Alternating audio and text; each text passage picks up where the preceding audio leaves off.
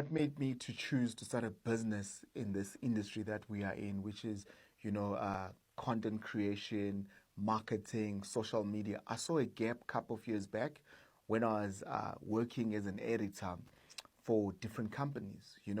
I could determine where the future was going.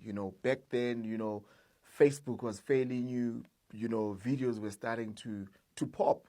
So I realized that I needed to position myself, in the long game so that I can determine the future of myself and for the people that were around me. This business was started in 2010, you know. Uh, the only thing that I had was just my dream and a dollar, you know.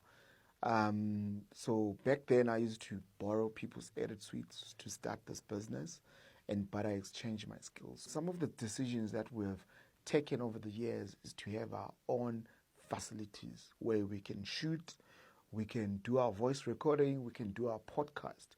And I remember very vividly how this all started. We were stressed, that we felt that, the industry was always against people of color, which is black, And I was like, guys, for how long are we going to be caught up in this rat race, working and what? We're young, full of ambition, And I was like, guys, I think I'm going to go on my own. I'm going to start this thing, man. I remember one day when the CK documents came through, I showed it to my close friend back then, may her soul rest in peace. She passed away 2 months back.